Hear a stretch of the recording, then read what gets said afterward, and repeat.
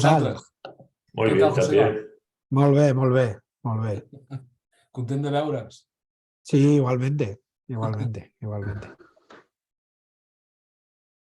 Muy buenos días a Ricardo, a Lisana, a Pedro.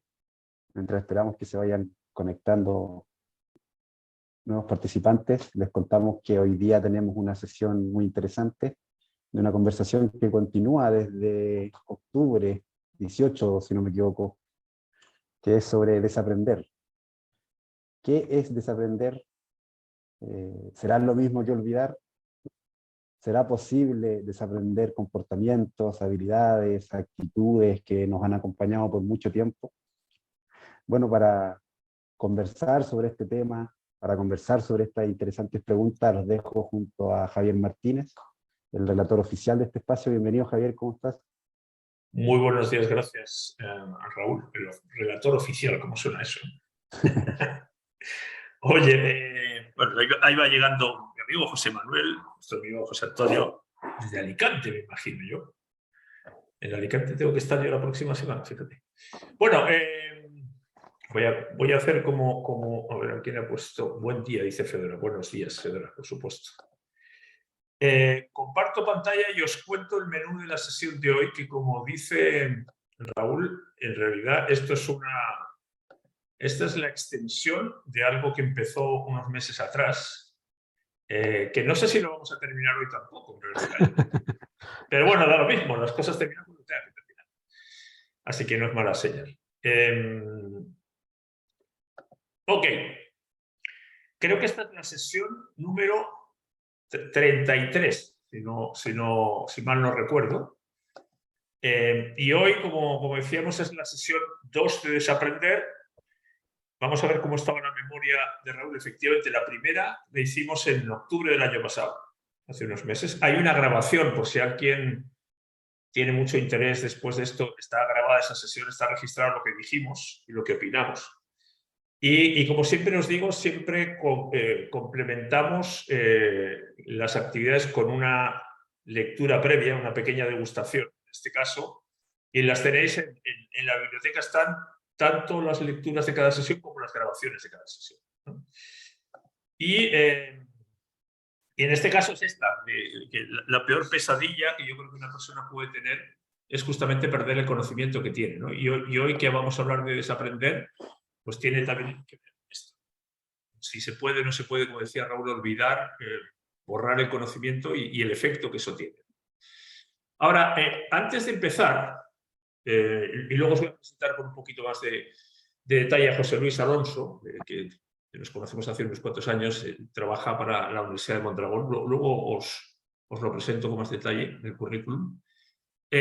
Yo quiero empezar, voy a hacer una introducción un poquito más extensa que otras veces. Ya le he avisado a José Luis, pero quiero empezar haciéndoos unas preguntas a vosotros, ¿sí? A los participantes. Aquí va llegando más gente, ¿okay?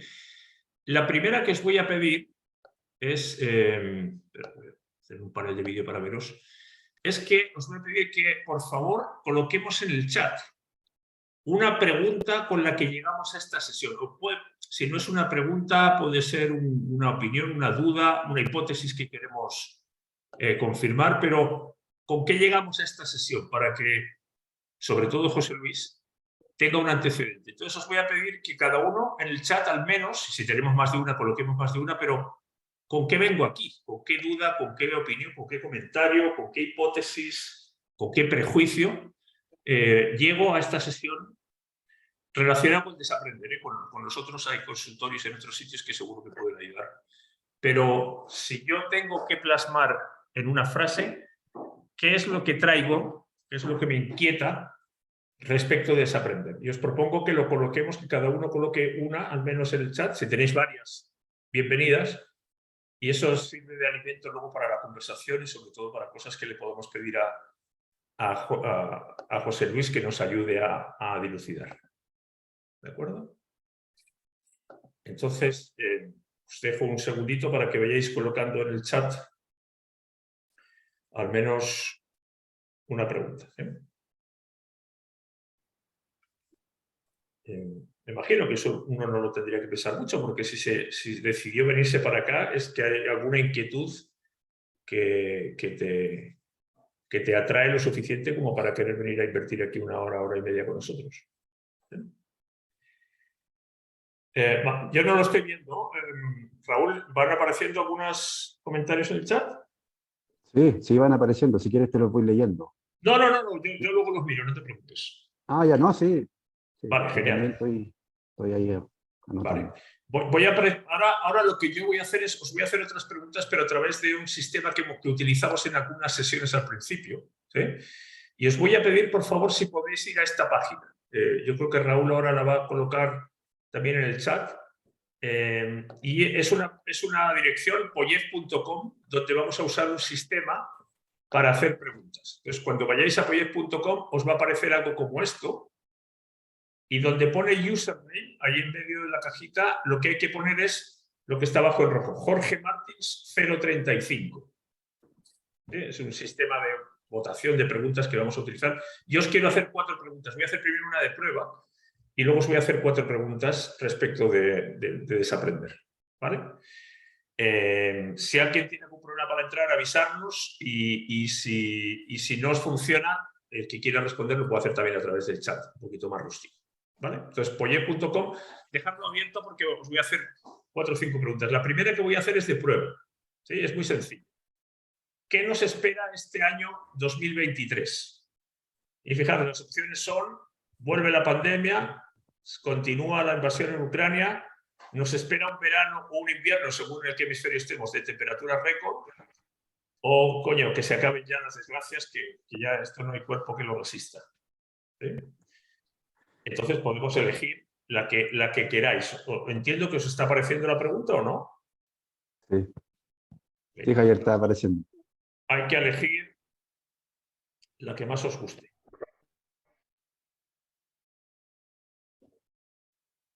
Pero por ahora yo no veo que nadie vote. A ver.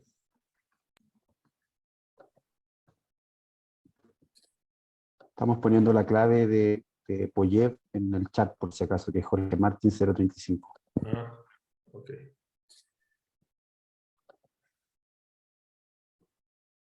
Ok. Sigue la guerra, o por Dios, que esto se termine. Perfecto. La guerra gana por ahora la partida, desgraciadamente.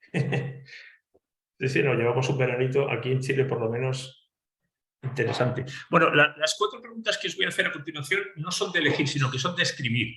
No para escribir un tratado, pero por lo menos para escribir una frase. ¿Okay? Entonces, las voy a hacer las 4 seguidas, ahora que hemos visto ya que esto funciona. La primera es: ¿cómo creéis que aprendemos? Si yo tuviera que, bueno, digo, no hay que escribir un tratado, pero si yo tuviera que explicar cómo aprendemos las personas, ¿qué respondéis? ¿Cómo aprendemos? Y esto es para ver, luego si vamos a hablar de desaprender, si esto que compartamos ahora respecto a cómo aprendemos nos sirve o no nos sirve. Con la práctica. Se pueden poner más palabras también, ¿eh? No tiene por qué ser una palabra. Puede ser una frase.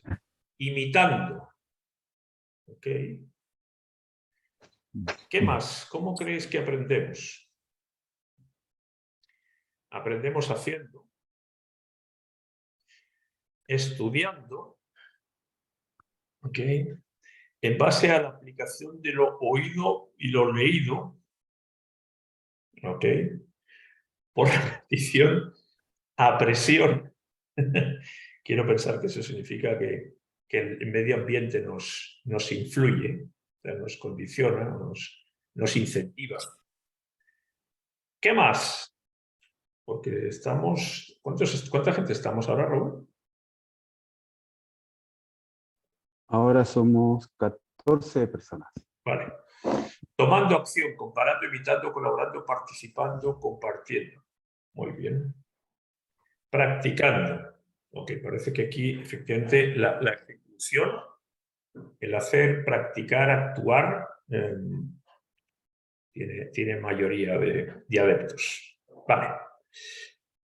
Ok, la siguiente pregunta es: ¿qué entiendo yo por desaprender? Si yo tuviera que explicar en una frase de nuevo qué es desaprender, ¿cómo lo explico? ¿Cómo lo defino? Lo sé, pero cuando vayáis en la tarde a casa o en la noche y te preguntan en casa, ¿qué has estado haciendo hoy? He estado en una sesión sobre desaprender. ¿Y qué es eso de desaprender? Te puedo preguntar tu hijo o tu hija pequeño. Sustituir, fíjate, con signo de interrogación, aprender a realizar de un modo nuevo. Interesante. Hay dos palabras ahí que luego van a aparecer, por lo menos en la parte que yo os quiero compartir, que son sustituir y son nuevo. Cambiar significados, ¿okay? Transformarme, tiene que ver con el cambio, también me puedo hacer. Cambiar algunos prejuicios por otros. Muy bien. Bien. Sustituir una conducta por otra manera que la sustituida deje de producirse. Muy bien. A sustituir.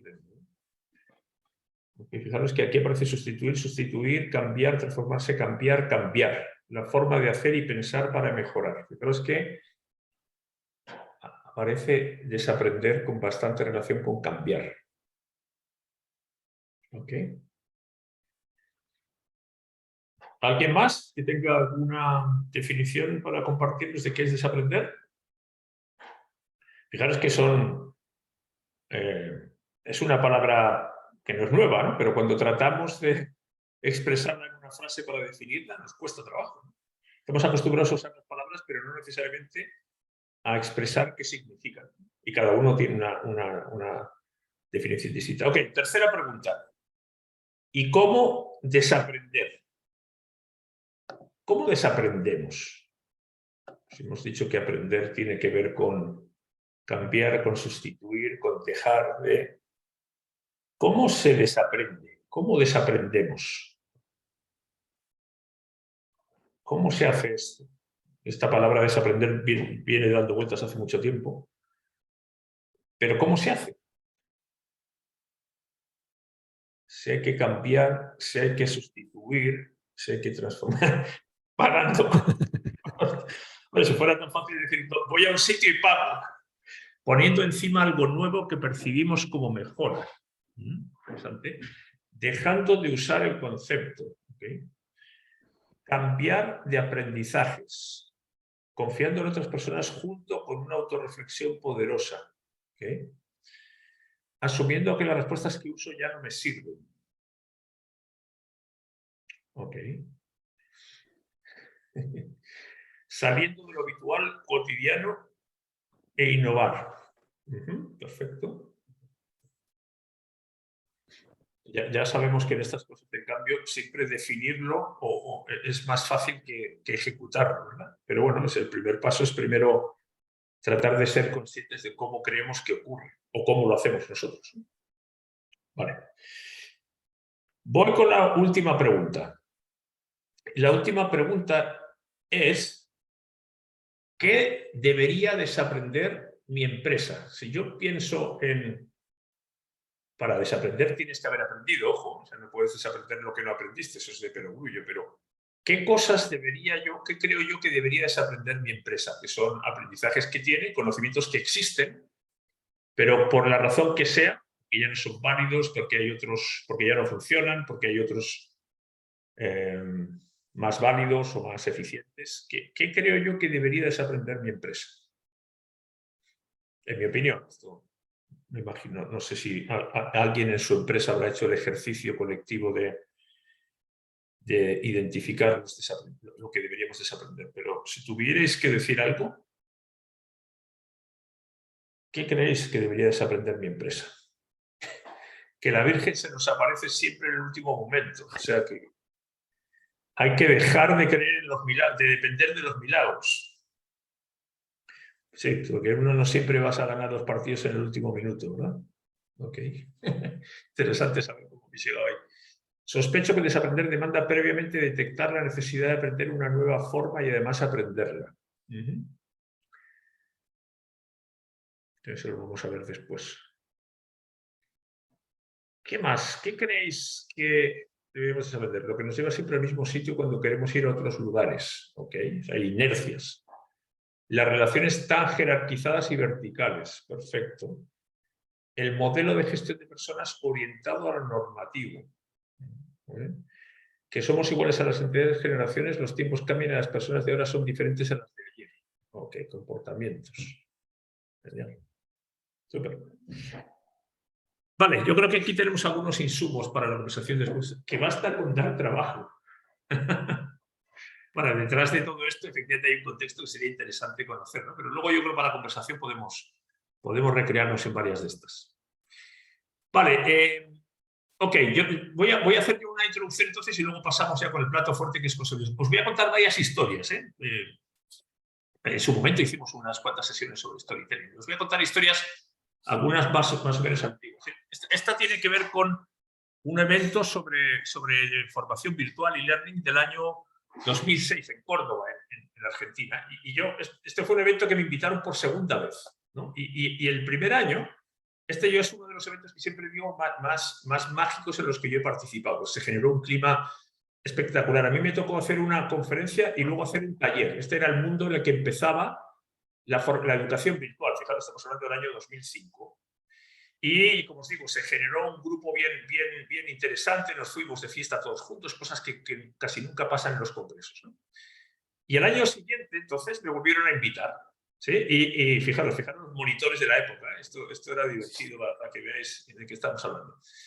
Y yo hice otra segunda presentación, y al principio de esta presentación yo le pregunté a la gente, oye, ¿alguien se acuerda de algo de lo que yo os conté el año pasado? Porque yo hice una exposición que fue el e-learning y los 7 pecados capitales. ¿Os acordáis de alguno de los pecados capitales? Porque mucha de la audiencia que estaba ahí había estado el año anterior. Lo primero que pregunté fue, ¿cuántos de vosotros estuvisteis el año pasado? Y la mayor parte de la gente ya había estado. Entonces les pregunté, ¿alguien se acuerda? Y nadie se acordaba de nada. Y les digo, joder, no os preocupéis porque yo tampoco. Fíjate, yo hice esta conferencia que la he hecho un montón de veces y tampoco me acuerdo mucho, ¿no?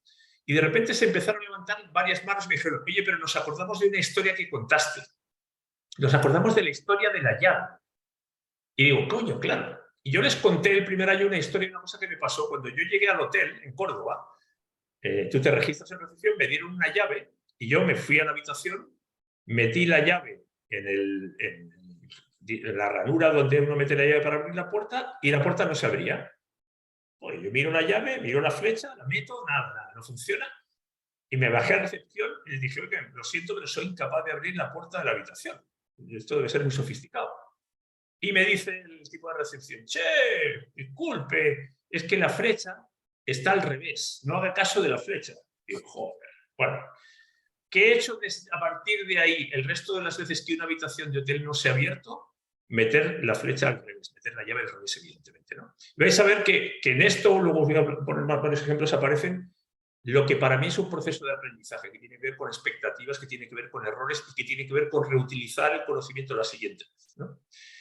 Fijaros que yo me fui hace poco, me fui al diccionario a mirar el prefijo des, porque desaprender, y dije, bueno, esto de desaprender, ¿qué quiere decir? ¿De dónde viene ese prefijo des? Y el prefijo des tiene que ver con negación, o sea, es una negación de lo que viene después, ¿no? Y hay montones de palabras con el des por delante que son lo contrario de la palabra que viene después, aunque yo tengo la sensación de que no está muy bien logrado en el caso de desaprender, porque yo diría que lo contrario de aprender es no aprender, no desaprender, es una cosa distinta, ¿no? Ahora, fijaros lo que ha aparecido en las respuestas de una de las preguntas que os he dicho antes. Yo creo que el aprendizaje tiene mucho que ver con el cambio. O sea, es un cambio en la conducta, de hecho es un cambio neuronal, ¿no? Y yo creo que desaprender tiene efectivamente mucho que ver con cambiar. Y lo habéis dicho vosotros, cambio, transformación. Y claro, ¿por qué nos es tan difícil cambiar? Es una pregunta que nos llevamos haciendo mucho tiempo, ¿no? Y porque nos obliga a romper algo que venimos haciendo desde hace mucho tiempo, ¿no? Que es ese concepto de inercia. Como hay algo que ya he automatizado y lo vengo haciendo sin pensarlo desde hace mucho tiempo, modificar esa rutina es muy complicado, ¿no? Y fijaros que, y aquí lo ha dicho también en una de las respuestas, el desaprender surge como un conflicto entre lo que tú ya sabías y algo que aparece nuevo y que viene a desafiar eso que ya sabías. Y claro, cuando viene a desafiarlo, para que se genere un conflicto, lo que ocurre es que lo que tú ya sabías no se va a rendir, no está dispuesto a decir, bueno, ok, soy sustituido, sino que lucha y quiere seguir haciendo lo que siempre ha hecho de la misma manera. Por eso se produce el conflicto, porque viene algo que entra en conflicto con algo que yo he venido haciendo durante mucho tiempo. ¿Sí? Entonces, claro, cuando tú no tienes conocimiento previo, no hay conflicto, porque llega algo nuevo y no se encuentra nada. O sea, si tú nunca has jugado a tenis, pues te pones a jugar a tenis. Pero cuando tú juegas a tenis y tienes que cambiar la manera en la que sacas, ahí se te produce ese conflicto. ¿Por qué? Porque el conocimiento previo de cómo sacabas antes lucha todo lo posible para que no lo sustituyas. ¿Sí? Y esto nos lleva a dar un paso para atrás para hablar sobre expectativas. O sea, primero tenemos que entender en qué consiste esto de las expectativas. ¿Sí? Y voy a volver también a contar una historia que siempre cuento. Imaginaros que yo tengo un amigo que vive en la selva desde hace 50 años, ¿sí? Y que nunca ha visto un restaurante de comida rápida, no sabe lo que son, solo conoce los restaurantes normales. Y esto tiene que ver con esa pregunta que hacíamos antes de cómo aprendemos, ¿no? ¿Qué es lo que ocurre? Los seres humanos, siempre que hacemos algo, nos fijamos un objetivo, aunque sea, y muchas veces inconsciente, y eso nos genera expectativas. Yo voy a ir con mi amigo a comer a un restaurante y tengo expectativas de lo que va a ocurrir. ¿Sí? Voy a llegar al restaurante, me van a atender en la puerta, me van a llevar una mesa, me van a traer el menú, voy a pedir, voy a pagar al final, y todo eso es lo que yo espero que ocurra. ¿Sí? Y entonces actuamos, voy con mi amigo y entras a la puesta del Burger King y esa teoría fracasa, porque no pasa lo que yo esperaba que ocurriera. Mis expectativas se rompen. Tengo que hacer la cola, tengo que mirar en un panel, tengo que pagar por adelantado, me tengo que llevar yo la comida, no hay cubiertos, o sea, todo al revés. Y ahí es donde yo me empiezo a preguntar por qué mi expectativa no funciona. Y es ahí donde aprendemos, en la explicación de por qué esto ocurre distinto. Entonces, ¿qué es lo que yo hago como consecuencia de esa reflexión? Me doy cuenta de que hay un tipo de restaurantes distintos. Corrijo mi teoría y en mi expectativa de los restaurantes ahora incluyo un tipo de restaurantes que funciona distinto. ¿Y qué hago con eso? Bueno, me la guardo en la memoria. ¿Para qué? Para reutilizarla la próxima vez. Si la semana que viene yo voy con mi amigo a McDonald's, mi amigo, si tiene un cerebro normal, cuando lleguemos a la puerta del McDonald's, su cerebro va a decir, oye, espérate, yo almacené la semana pasada esta experiencia. Por tanto, mi expectativa incluye ahora que me voy a encontrar en un lugar donde las cosas no van a funcionar como funcionaban los restaurantes tradicionales. ¿Sí? Este es el proceso en el que yo tengo una expectativa, se rompe y la corrijo. ¿Sí? Entonces, los seres humanos somos un conjunto de expectativas. Esto es un niño que descubre por primera vez un espejo.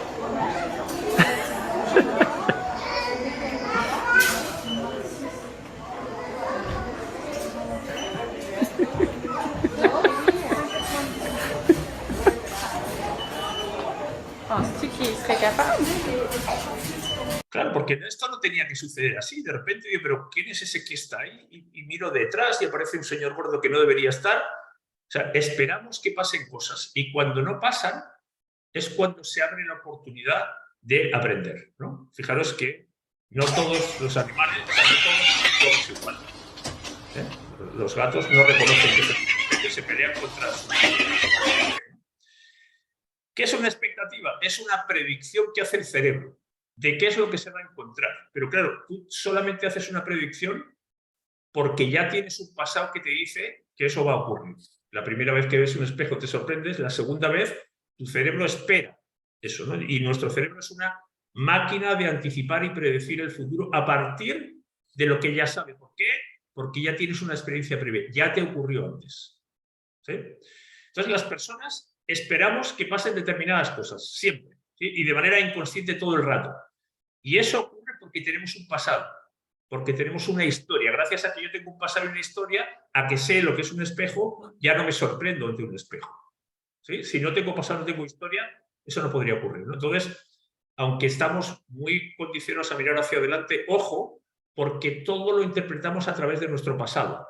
¿Sí? Somos nuestro pasado. Usted nos guste ahora.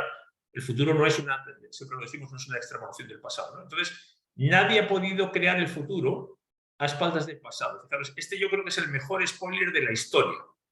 ¿Sí? Esto es lo que te espera, chaval. Pero, ojo, porque no tenemos nada mejor para predecir el futuro que nuestro pasado. Esperamos que el futuro sea una prolongación del pasado, aunque no lo es, ¿no? Entonces, todas las mañanas, todos nosotros esperamos que amanezca. ¿Por qué? Porque lo aprendimos. Cuando nacimos no sabíamos lo que era el amanecer. y como lo hemos vivido, esperamos que ocurra, ¿sí? Entonces, nuestra vida transcurre a partir de esas expectativas que tenemos y que vamos aprendiendo continuamente. Ahora, esa vida transcurre, como decíamos, de manera inconsciente. Casi siempre pasa lo que tiene que pasar. Yo abro el grifo y sale agua. Y enciendo el coche y funciona. Y en el momento que eso no ocurre es cuando se me abre la oportunidad de aprender. Mientras tanto, todo transcurre y casi siempre transcurre, ¿no? ¿Qué pasa cuando no se cumplen las expectativas? Es cuando surge la oportunidad de aprender. En marzo del 2020 no esperábamos una pandemia y un confinamiento. Y a partir de ahí, claro, se nos derrumbó el mundo. Tuvimos que aprender porque llegó un escenario distinto. ¿Sí? Ahora la pregunta es, ¿y de dónde proceden las expectativas? Porque, como os digo, las expectativas guían todo lo que nos ocurre.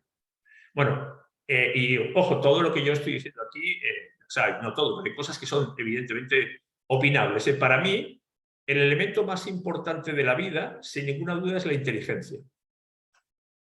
¿Y por qué lo digo? Inteligencia, la inteligencia tiene muchos apellidos, ¿eh? No solamente la intelectual, la emocional, la colectiva, o sea, hay muchas, relacional, corporal.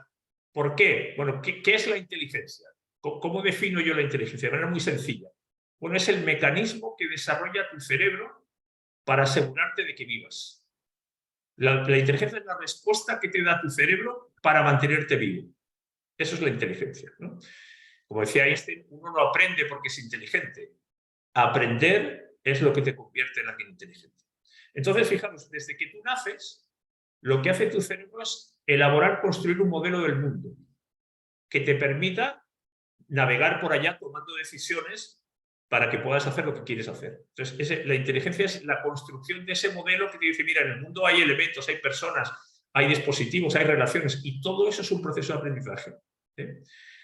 Y cada experiencia que tú tienes, tu cerebro la va incorporando para ir enriqueciendo el modelo permanentemente. Por ejemplo, mi hijo Íñigo o el Pablo sabían andar en bici, pero no sabían andar en bici. Y aprendieron. No es lo mismo. O mi hijo Íñigo tuvo que aprender qué pasa cuando abres una bolsa de ketchup y no tienes cuidado. Entonces, cada vez que tú tienes algo, tu cerebro lo incorpora y enriquece el modelo. Por eso, a medida que va pasando el tiempo, tu modelo cada vez es más sofisticado, incluye más experiencias. Entonces, hay que tener en cuenta que siempre que hablamos con alguien, le estamos hablando a un cerebro, y cada cerebro es distinto. O sea, cada cerebro tiene una historia, tiene creencias, tiene miedos, tiene prioridades. O sea, cada uno es un cerebro diferente porque ha ido acumulando experiencias diferentes. Y siempre le hablamos a un cerebro, siempre le hablamos a una inteligencia, y todas son distintas, ¿sí? Entonces, ojo con una cosa, porque hay que recordar, la prioridad de nuestro cerebro es mantenernos a salvo, vivos. Esa es la prioridad, ¿eh? Entonces, os cuento otra historia. Fijaros, no sé si los que estáis en Chile os acordáis de esta fecha. El 27 de febrero hubo un terremoto descomunal, esto era verano en el hemisferio sur, de 8,8, ¿no? Entonces, ¿qué pasó esa noche a las 3,32 de la mañana? Bueno, pasó que tu cuerpo y tu cerebro te dicen, oye, ojo, aquí está pasando algo distinto de lo normal, tu expectativa de un sábado por la noche no se cumple, y de repente tienes que actuar porque se empieza a mover todo. Entonces, ¿qué es lo que pasa? Tu cerebro busca conocimiento para enfrentar esa situación. Y solamente se pueden dar dos situaciones. Una, que lo encuentre, va a buscar y te dice, mira, ante un terremoto esto es lo que hay que hacer, hay que alejarse de las paredes y los cristales, bla, bla, bla. Y lo otro que puede hacer es que no lo encuentre, busca y te dice, oye, yo nunca he estado en un terremoto, no tengo ni idea de lo que hay que hacer. ¿Qué hacer? Es lo que me pasó a mí, yo nunca había visto un terremoto y le tuve que preguntar a mi señora, oye, ¿qué hay que hacer aquí? Entonces, fijaros, nuestro cerebro hace siempre dos tareas esenciales. La primera es intentar predecir. Predecir es como lo que le importa al cerebro es tu supervivencia, lo que tiene que hacer es siempre intentar estar preparado y para eso está continuamente haciendo predicciones de lo que viene a continuación, para que no le pilles desprevenido. Entonces, para que tú puedas predecir, necesitas recordar, o sea, tienes que apoyarte en el conocimiento previo. O sea, eso significa gestionar el conocimiento. Yo solamente puedo predecir que va a amanecer si recuerdo y tengo ese conocimiento que previamente aprendí sobre que amanece todos los días. Si no, tengo que empezar de cero, o si lo olvido, tengo que empezar de cero. Entonces, para predecir, ojo, porque yo tengo que recordar y echar mano del pasado. Si olvido lo que aprendí, entonces no lo puedo hacer, no puedo predecir. Y la segunda tarea que hace es aprender. Y aprender, lo decíamos ahora, es continuamente actualizar el modelo del mundo que tú tienes, creando conocimiento nuevo, ¿sí? Entonces, ¿qué es lo que hace? Cada vez que se encuentra algo nuevo, lo almacena y como se encuentran cosas que no pudo predecir porque no tenía conocimiento, lo incorpora. Yo no sabía cómo se anda en bici en un velódromo o no sabía que si no tenía cuidado con la bolsa de ketchup me estalla en la cara, entonces lo voy almacenando. Y por eso hablamos de que aprender es almacenar experiencias que reutilizo la próxima vez que me suba a la bici en un velódromo, la próxima vez que abra una bolsa de ketchup o que vaya a un restaurante de comida rápida. Entonces, si os fijáis, predecir tiene que ver con usar el conocimiento que tenemos. Para predecir yo tengo que tener conocimiento. Y cada vez que lo uso, cuanto más lo uso, las conexiones que yo tengo para usar ese conocimiento se van reforzando. O sea, cuanto más hago algo, más fuerte es la conexión, más fuerte es esa inercia que decíamos antes, esa automatización, ¿sí? Es como que las piezas que tengo en el cerebro, las neuronas, refuerzan su conexión, ¿sí? Y aprender, entonces, es adquirir nuevo conocimiento, que para venderlo mejor le hemos llamado innovación, pero innovar es exactamente lo mismo que aprender. Y claro, en este caso es generar conexiones. Así como predecir es usar las conexiones, aprender es crear esas conexiones, ¿no? Y como me imagino que todos sabéis ya a estas alturas, las personas aprendemos cuando conectamos neuronas, ¿sí? Entonces el conocimiento de una persona está en las conexiones que hacen sus neuronas cada vez que tú haces algo. Y por eso, aunque tenemos el mismo cerebro, entre comillas, el número de neuronas que cuando nacimos, somos mucho más inteligentes porque a lo largo de nuestra vida lo que hemos ido haciendo es conectar neuronas, aprender cosas. Por eso ahora somos más inteligentes que cuando éramos pequeños porque tenemos las mismas neuronas pero con muchas más conexiones, ¿no? Entonces hemos ido creando conexiones. Uno es crear conexiones y otro es usar las conexiones. Entonces, unas conclusiones, y hablo de desaprendizaje y ya le paso a José Luis, algunas muy sencillas. Lo primero es que todo lo que tú aprendes se convierte en conocimiento y por tanto se convierte en una expectativa de lo que tú esperas que ocurra en el futuro. Lo segundo es que antes de aprender, cuando tú no tienes conocimiento no puedes tener expectativas. Entonces todo te sorprende porque no tienes conocimiento. Lo tercero, que también es evidente, es cuantas más experiencias tienes, más amplio es el rango de expectativas que tú vas generando y más amplio es tu conocimiento. La cuarta conclusión es que, evidentemente, como consecuencia, el cerebro solamente puede predecir en función de las expectativas que tiene. No puedes predecir en función de expectativas que no tienes porque ese conocimiento para ti no existe. Entonces, fíjate, las expectativas te condicionan porque a partir de ahí tú puedes predecir lo que puede ocurrir o lo que no. Y finalmente, cuando una expectativa no se cumple, es cuando surge la sorpresa, que es donde se dispara la posibilidad de aprender. Imaginaros que un día uno se despierta por la mañana y no amanece. Ahí es donde uno empieza a preguntarse, oye, ¿qué está pasando aquí? ¿Un eclipse que ha pasado? Ahí es donde aparece la posibilidad de aprender, ¿no? Entonces, para ir cerrando esta parte y pasar a José Luis, y tiene que ver con una de las preguntas que yo os hacía, es, bueno, bien, entonces, sabiendo esto que sabemos sobre la inteligencia, sobre las expectativas, sobre la predicción, sobre el aprendizaje, sobre las conexiones, ¿cómo desaprender? Y lo que yo creo que está claro es que no te puedes desprender de tu conocimiento. O sea, esto... la metáfora es que tú no puedes llegar a casa y te quitas el conocimiento como el que se quita un abrigo o como el que deja el paraguas en el paragüero, ¿no? No es algo de lo que tú te desprendes, no te lo puedes quitar. De hecho, tampoco lo puedes borrar. O sea, no puedes borrar por más que tú quieras, no puedes borrar el conocimiento que tienes ni tampoco olvidarlo de manera voluntaria. Ojalá fuera así, porque sería tan fácil como que una persona que ha sufrido un trauma simplemente lo borraría o lo eliminaría, diría, bueno, esto me olvido de ello. Y, no, el cerebro sabe cómo aprender, pero no sabe cómo olvidar voluntariamente, ¿no? Este es un proceso, como dicen, ¿no? Los hábitos, si los tienes que subir uno por uno, escalón por escalón en la escalera, no los puedes tirar por la ventana, los tienes que bajar de nuevo escalón por escalón en la escalera, ¿no? Es un proceso que toma tiempo. Y de nuevo volvemos al tema de la inercia, ¿no? Y yo la otra vez, cuando hicimos esta primera sesión, yo recomendaba el vídeo del tipo que maneja la bici, que tuerce al revés, porque es un muy buen ejemplo de cómo nos condiciona la inercia. Cuando hemos hecho algo de una determinada manera durante mucho tiempo, la inercia que hay que vencer para hacerlo de otra manera es muy grande, ¿no? ¿Cuál es la manera de enfrentarlo? Que yo creo que tiene más sentido, y alguno lo habéis apuntado en las respuestas, tiene mucho más sentido dejar de usar algo para que esa conexión que existe con el tiempo se vaya deshaciendo, se vaya diluyendo. Yo no la puedo borrar, no la puedo sobreescribir, no la puedo evitar. Lo que sí puedo evitar es tratar de dejar de hacer algo que hacía. Es decir, y antes la palabra parecido, sustituir un conocimiento por otro. No puedo borrarlo, no puedo sobreescribirlo, voy a dejar de hacerlo para generar otro conocimiento distinto. Voy a tener que aprender una cosa distinta. Por eso, a mí me parece que una palabra relevante en el tema de desaprender tiene que ver con el desapego. Significa dejar ir algo que me ha traído hasta aquí. Y por eso hay que agradecérselo, porque somos lo que hemos aprendido y uno no se puede olvidar de eso. Y ojo, uno también tiene que tener claro que no se desaprende todo. Hay cosas que tengo que mantener, pero tengo que liberarme y renunciar a algo que me ha traído hasta aquí. Y no combatirlo, no luchar contra ello, no intentar desaprenderlo y borrarlo, no. Me voy a olvidar de ello. Para mí el énfasis no está en desaprender, el énfasis está en aprender, es decir, generar nuevas conexiones. No luchar contra las conexiones existentes, dejar que poco a poco se vayan deshaciendo con la falta de uso. ¿Eh?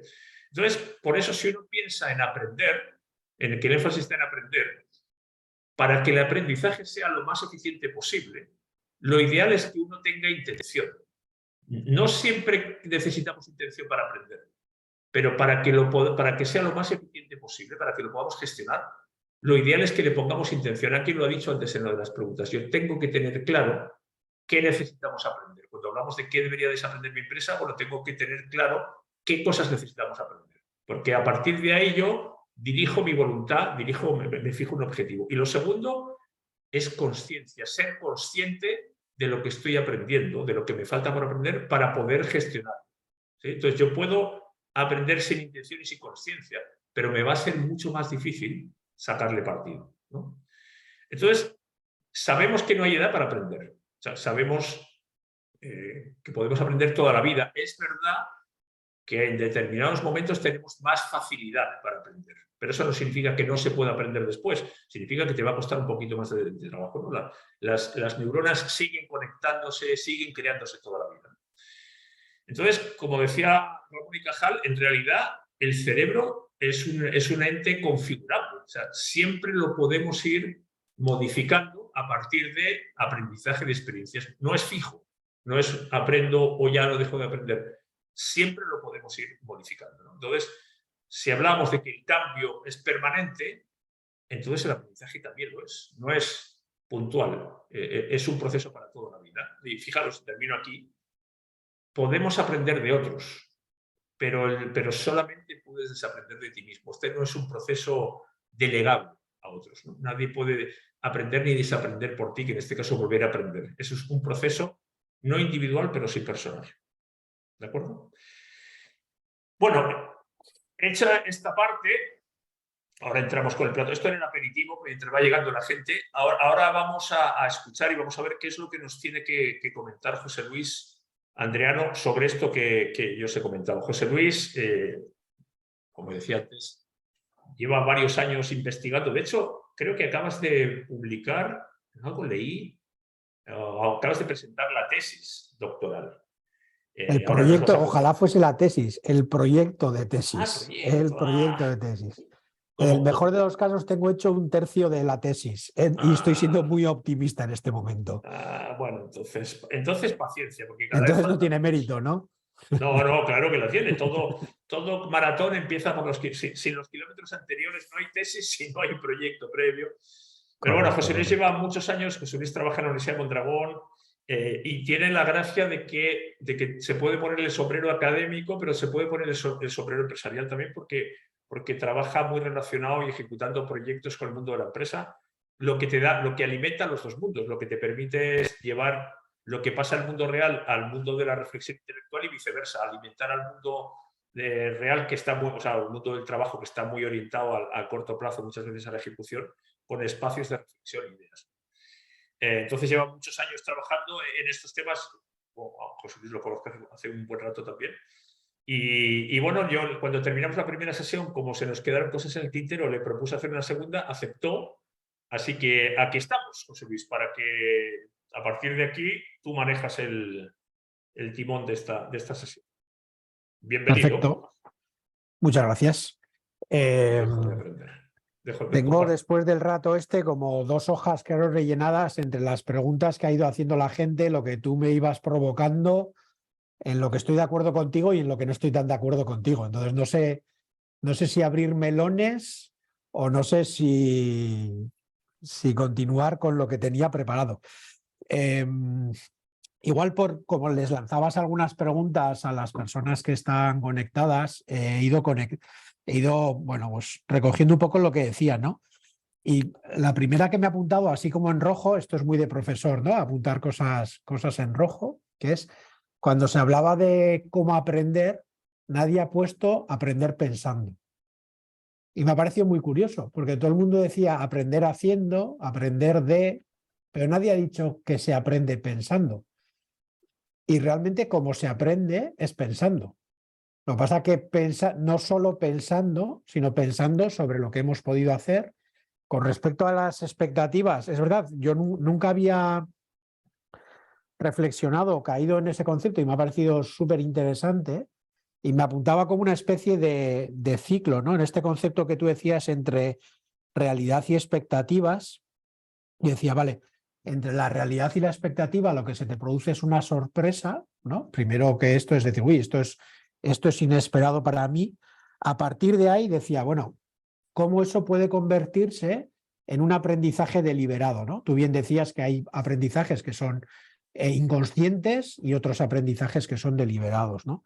Entonces yo decía, vale, desde la sorpresa descubres algo, eso te genera una curiosidad que te requiere adquirir un conocimiento, que te permite adquirir un conocimiento que te genera el cambio del comportamiento, ¿no?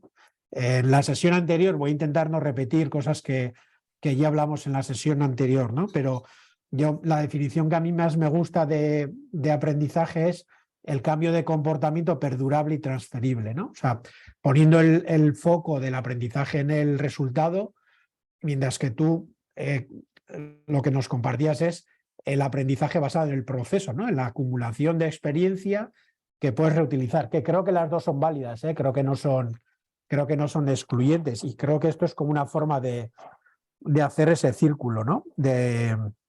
Tengo la sorpresa, ¿no? Me genera curiosidad, a partir de ahí voy adquiriendo un conocimiento y eso es ese proceso, ¿no?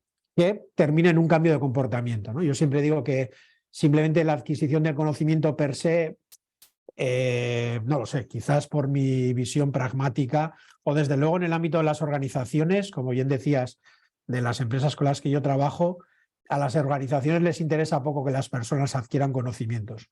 Lo que les interesa es comportamientos que permitan ser más eficientes, más competitivas como organizaciones, ¿no? Bueno, y aquí tenía más cosas apuntadas sobre lo que se hablaba, ¿no?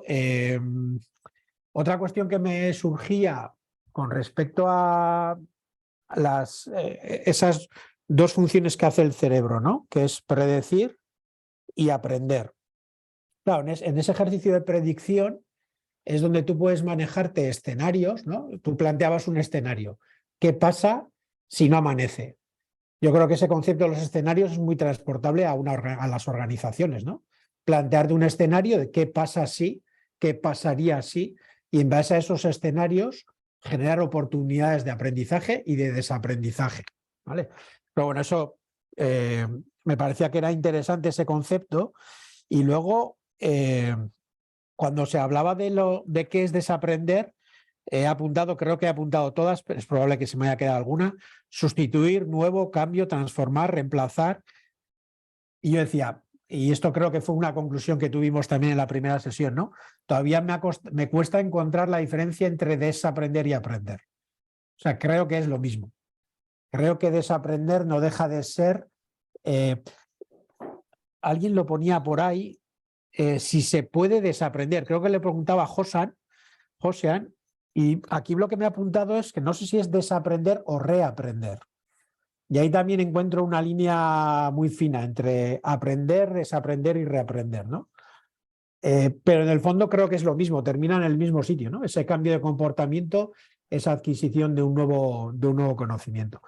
Esto para hacer quizás un resumen un poco a lo que a lo que has ido comentando, a las preguntas que ponía y los comentarios que ha ido poniendo la gente. Aquí hay varias personas que ya me conocen y conocen mi capacidad cuasi infinita para enrollarme e ir hilando un hilo con otro, con lo cual os animo a todos y todas que si alguien quiere interrumpirme, levante la mano en el botoncito que hay y abramos debates. Yo ahora tengo una presentación que voy a compartir con vosotros como forma de ir manteniendo este diálogo, pero que os animo precisamente a que hagamos ese ejercicio de conversación más que de monólogo. Dejarme un segundo, sé que estáis viendo la pantalla, pero quiero veros yo también a vosotros y vosotras. Oye, José Luis, yo tengo un par de preguntas. Venga, dale. ¿Por qué o sea, no porque te haya llamado la atención que nadie dijera que aprendíamos pensando, pero explícanos por qué tú crees que pensar es importante en el proceso de aprendizaje y qué entiendes tú por pensar, claro. De hecho, aprendemos mucho más pensando que haciendo. Es decir, cuando hablamos de la práctica deliberada, normalmente parece que le ponemos más énfasis en la práctica que en la deliberación, y lo que tiene importancia para el aprendizaje es el pensar, la deliberación. Nuestro cerebro no es capaz de identificar entre lo que imaginamos y lo que vemos. Esto es una cuestión muy potente del cerebro. Por eso los sueños muchas veces nos generan tanta inquietud, porque nuestro cerebro no es capaz de identificar que estás soñando. Si no, tú no tendrías pesadillas. Te parecería como ver una película. Cuando nosotros vemos una película de terror y hay personas que no pueden ver una película de terror, es porque el cerebro no es capaz de hacer esa identificación. Con lo cual, es tan potente, y una de las, por ejemplo, de los trucos que yo digo, una de las coletillas que yo uso y que creo que probablemente aprendí de ti o que me copié de las tantas cosas que te he copiado, una es que en esta sesión no vais a aprender nada, ¿no? ¿Por qué? Porque si el aprendizaje es un cambio de comportamiento, evidentemente ninguno de vosotros ni vosotras va a cambiar el comportamiento a lo largo de esta sesión, salvo que, no sé, nos pegue un siroco o algo parecido, ¿no? Pero yo una de las cuestiones que hago es, normalmente este tipo de sesiones lo que sirve es para incorporar, para descubrir, y vuelvo otra vez con las expectativas, ¿no? Para descubrir un nuevo concepto, una nueva idea, el pensar sobre esa idea, incluso el pensar en cómo podemos utilizar esa idea en el puesto de trabajo o en el día a día, o me da igual el ámbito al que podamos llevarlo, eso nos ayuda mucho más a fijarlo en la memoria, en ese concepto que decíamos de aprender. Con lo cual, cuando decía que nadie, que me ha sorprendido, en el fondo no me ha sorprendido. Lo normal cuando tú le preguntas a las personas cómo han aprendido, nadie es mucha gente, pero raramente sale que alguien te diga yo he aprendido pensando. Cuando realmente es la verdadera base del aprendizaje, que es la reflexión, es la práctica deliberada. Hacíamos en la primera sesión la diferencia entre 20 años de antigüedad y 20 años de experiencia, ¿no? 20 años de antigüedad es 20 años haciendo lo mismo. 20 años de experiencia es 20 años viendo cuáles son los resultados, reflexionando sobre lo que ha salido bien y lo que ha salido mal, cambiando mi comportamiento, y el cambio de comportamiento es fruto de la reflexión. Con lo cual aprendemos mucho más, insisto, pensando que haciendo. Ok, solo un comentario, y voy a ir con un comentario que ha aparecido. Yo comparto contigo, yo creo que la reflexión es posiblemente la clave, y yo creo que la gracia que tiene la práctica y sobre todo el error, es decir, una práctica que no resulta como yo quería, es que dispara la reflexión, porque la ruptura de expectativas es el punto en el que tú te pones a pensar en el porqué. Y cuando las cosas te resultan, generalmente no piensas, es justamente practico y como me ocurre lo que tiene que ocurrir, yo sigo adelante. Y la gracia de que la expectativa falle es que te obliga a pensar. En ese momento tú dices, coño, ¿y por qué? Y empiezas a pensar, pruebas, consultas, preguntas, analizas. Y yo siempre digo que la gracia que tiene el error es que es el proceso que invariablemente te conduce a pensar, a la reflexión. Porque de otra manera, muchas veces, cuando las cosas resultan, no siempre tienes incentivos para pensar. Una cosa que ha preguntado José Manuel Mendía, dice, sí. Para pensar, o bueno, ha hecho un comentario, pero pensar puede ser un tipo de hacer, dependiendo de cómo lo entiendas o definas. O sea, el hecho de pensar también es hacer, pensar es hacer, dice José Manuel. Sí, contesto le contesto ahora a José Manuel, si me permite. Cuando tú decías que el error y el aprendizaje, yo no tengo tan claro que siempre, bueno, hoy no está Sama, pero ya sabes que fallo y error son cosas diferentes y a mí me parece además una distinción súper interesante la que hace él. Pero en todo caso, creo que no siempre aprendemos de los errores. Creo que eso es una de las grandes, no sé si son mentiras que nos contamos, que de los errores se aprende. Se puede aprender tanto de un error como un acierto. El proceso que te hace aprender es el de la reflexión. Porque tú puedes equivocarte y volver a equivocarte mañana. Entonces, decir, ¿he aprendido del error? Bueno, si no has hecho una reflexión y vuelvo otra vez al cambio de comportamiento, no se produce eso. Entonces, yo te decía, no que aprendas, digo que el error te provoca la reflexión, no te asegura el aprendizaje. Lo que te Ojalá todo el mundo los errores le provocasen la reflexión. Creo que hay veces que miramos hacia otro lado o echamos balones fuera o culpabilizamos, que eso es un poco la cuestión, ¿no? De lo que pasa a otras cuestiones. Pero sí, entiendo lo que quieres decir, ¿eh? Y lo ligo con lo que decía José Manuel, ¿eh? De que aprender también es hacer. Yo cuando hablo de hacer, hablo del cambio del comportamiento. O sea, por eso para mí el concepto potente es el de la práctica deliberada, el de unir los dos conceptos. El de hago, reflexiono, hago, cambio. Para mí ahí está un poco ese ciclo, ¿no? Te pienso, cambio, veo si funciona, me da igual. Esto está llamado PDCA, si quieres, desde que Deming lo hace en el 50 y pico, pues ya se habla, pues al final es un concepto muy, muy similar. Y todo lo que habla de Lean Startup y este tipo de procesos tan de boga ahora, otra vez es lo mismo, es hago, mido, reflexiono y modifico, ¿no? En el fondo es siempre el mismo proceso y Cole vuelve a hacer lo mismo, es decir, siempre es un ciclo que te lleva desde la reflexión y la acción están en continua relación, pero creo que la una sin la otra no tiene ningún sentido. O sea, me parece tan absurdo solo pensar y no cambiar tu comportamiento como solo hacer sin reflexionar sobre si lo que haces tiene sentido o no, ¿no?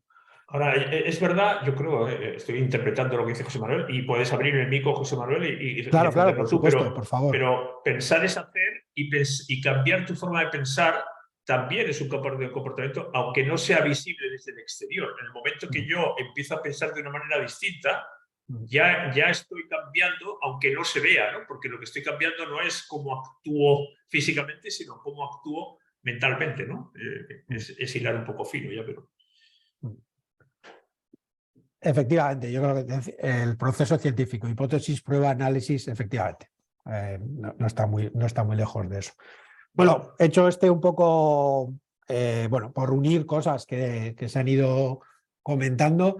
Yo lo que he preparado un poco es, y esto, fíjate, sin estar preparado, creo que está muy ligado a esto que decíamos de los escenarios, ¿no? Y a las expectativas con respecto, ¿no? A mí me encanta este esquema, me parece fantástico y creo que la pandemia nos hace explicar esto de una forma muy, muy sencilla, ¿no? Cuando hablamos siempre de tendencias, de futuros, de expectativas, y una de las cosas que descubrí hace tiempo cuando hablo de tendencias es la incomodidad que genera en muchas personas cuando tú planteas escenarios pues seguramente posibles o pausibles, pero que se alejan del futuro preferible de las personas. Eso, y vuelve a ser un concepto entre expectativa y realidad, ¿no? Pero además aquí ya no es entre expectativa y realidad, sino entre diferentes expectativas. Lo que a mí me gustaría que pasase y lo que otras posibilidades pueden existir, ¿no? Y el aprendizaje para mí está muy ligado a... O sea, hay dos tipos de aprendizaje en las organizaciones y vuelvo a ligarlo con la sesión anterior, ¿no? Lo que está más cercano a la explotación, a cómo gano en eficiencia, y aquello que está más cercano a la exploración, lo que mi organización quiero que sea capaz de hacer dentro de un tiempo, ¿no? Y esto te ayuda a esos escenarios, ¿no? Es decir, todos preveíamos un futuro, ¿no? Todos parecíamos... Pongo el ejemplo, pues uno de los primeros ejemplos que se dieron, ¿no? El incremento de las ventas online y del e-commerce. Parecían, y las empresas de retail estaban preparados para que el incremento del e-commerce fuese de un 10% aproximadamente para el 2030 y eso se dio prácticamente en una semana. ¿Por qué? Porque llega el COVID, se nos confina. Una de las formas que tenemos para comprar es mediante online. Ahí había dos tipos de organizaciones de retail, las que estaban adelantándose a un futuro y estaban preparadas para soportar todo ese incremento en las ventas vía online y las que no lo estaban. Bueno, con lo cual, ¿por qué tenemos que desaprender? Yo creo que tenemos que desaprender para entender que el futuro que preferimos no es el futuro que va a suceder. Seguramente no lo sea, de hecho, y que hay otros futuros. Entonces necesitamos desaprender para incluso cuestionarnos nuestras creencias, nuestras preferencias, nuestros sesgos, etcétera, etcétera, ¿no? Y aquí es donde otra de las preguntas que me hacía es qué barreras nos encontramos en las organizaciones para desaprender, ¿no? Una de las preguntas que se hacía por ahí es, a ver si la encuentro, ¿cuánto tiempo, cuándo es necesario? No sé, creo que era algo de ese tipo, ¿no? Bueno, yo creo que una de las barreras que nos encontramos en las organizaciones son cómo reaccionamos ante lo que antes decíamos, ¿no? Ante la cultura y el fallo, ante el error y el fallo. Somos más de buscar culpables que de causas. Por eso creo que una forma de aprender de los errores es cuando somos capaces de identificar causas endógenas y exógenas. No siempre nosotros somos una causa o la causa está en nosotros, hay veces que son exógenas. Luego otra cuestión que son las rutinas defensivas, es decir, el siempre se ha hecho así, el esto nos ha funcionado hasta ahora, las inercias, que también hablábamos en la primera sesión. Y luego hay esta frase que escuché una vez y me parece maravillosa, que es: nos encanta la innovación, pero no nos gustan las personas innovadoras. Es decir, nos encanta que las cosas sucedan, pero no nos gusta a nadie que nos venga a criticar, que nos plantee nuevas formas de hacer. Con lo cual, sí, que la gente innove, pero que innove fuera, ¿no? Eso creo, Unamuno creo que era el que decía que la innovación se dé fuera, ¿no? Pero bueno, pues son cuestiones que nos frenan en las organizaciones para desaprender. José Luis, una pregunta sí, claro. sobre eso. Sí. Mira, de hecho, creo que está Alejandro aquí, Marinovic. La sesión anterior fue sobre cómo aprenden las empresas en el mundo de la construcción, etc. Ajá. Sí. Y ellos contaron una rutina que ellos hacen, además la hacen cada 2 semanas religiosamente los miércoles de 4 a 6 de la tarde, que es, ellos lo llaman el RAC, la reflexión al cierre, que es cada vez que termina un proceso de ellos han descrito, creo que son, no me acuerdo si 7 u 8 procesos críticos dentro de toda la cadena de valor, y se hace una sesión de reflexión para recoger aprendizajes, con una serie de preguntas. Y mi pregunta para ti, y sobre todo para las empresas que conoces, tú estabas diciendo antes que nos gusta más buscar culpables que buscar causas, entre otras cosas porque es mucho más rápido y es más fácil. Así nos lavamos las manos, ya sabemos quién paga el pato y listo, ¿no? Sí. Y cuando uno dice, oye, pero espérate, es que buscar causas requiere tiempo, o sea, nos tenemos que parar y ponernos a pensar, justamente volvemos a lo de antes. ¿Conoces tú experiencias, o si no es así, cuáles crees tú que son las razones que impiden o dificultan a las empresas dotarse de esos espacios que están sagradamente pensados para pensar? O sea, están diseñados para darnos ese tiempo para encontrar las causas, intentar entender por qué ha ocurrido algo, definir planes de acción. Y te lo digo por eso, porque la semana anterior Alejandro nos contaba cómo ellos habían sido capaces, y sigue siendo una excepción en el mundo de las empresas que yo conozco y la construcción. Del mundo de las empresas que tú conoces, ¿conoces casos donde hayan sido capaces de generar esos espacios con el objetivo de pensar, descubrir causas, etcétera, etcétera? Bueno, aquí está Ricard, que es experto en el aprendizaje en el ámbito del sector salud. En el ámbito de la salud eso es muy, muy, muy habitual. Los casos clínicos, etcétera. Yo creo que lo identificas bien, no se da por el tiempo, pero creo que es una mala... Yo creo que hay 2 causas. Una, no nos gusta pensar en las organizaciones. Vuelvo otra vez al concepto de pensar y hacer. Y pensar te diría que empieza a estar mal visto pensar. Creo que confundimos la agilidad, la velocidad, los famosos sistema 1 y sistema 2 de Kahneman. Creo que a las organizaciones les encanta el sistema 1. Demostrar, está mucho mejor valorado una persona, una organización que apaga incendios, esa persona súper ágil, dinámica, que está continuamente solucionando problemas, que aquellas personas que dedican cierto tiempo a la planificación o a pensar en la estrategia para ahorrarse problemas a priori. Aquí decíais, el RAC, decías el resultados al cierre, ¿no? Reflexión al cierre. Reflexión al cierre. Ahí hay una dinámica, por ejemplo, que se utiliza también, que es las dinámicas post-mortem, por ejemplo, y se puede hacer incluso antes de un proyecto, que es cuáles son las causas por las cuales este proyecto puede salir mal. Y esa es una forma de intentar a priori identificar posibles problemas que nos podemos encontrar y poner soluciones a priori. Claro, ese tipo de cuestiones, de hecho, la propia velocidad a las que trabajan las organizaciones, etcétera, etcétera, hace que muchas veces vayamos a salto de mata y vayamos a toda velocidad y esa sensación de velocidad no nos hace ver que hay veces que merece la pena dedicar cierto tiempo a la planificación sin caer en la parálisis por el análisis, ¿eh? Es decir, todo tiene un límite, todo tiene un tiempo, pero no estamos especialmente acostumbrados a dedicar tiempo a este tipo de cuestiones. Si tú has dicho que a posteriori no es muy normal, a priori te diría que todavía es menos normal todavía. Todavía es menos normal. Yo, al final, dedicarle tiempo a la identificación de las causas de un fallo, de un error, es relativamente sencillo, ¿eh? Es la famosa dinámica de los 5 porqués, se tarda en 20 minutos, lo tienes hecho. Y en 20 minutos eres capaz de identificar realmente cuál es la causa raíz de un problema. Con perdón, lo difícil, por iba a decir un taco, es luego cuáles son las acciones correctoras que yo voy a poner en marcha para eso.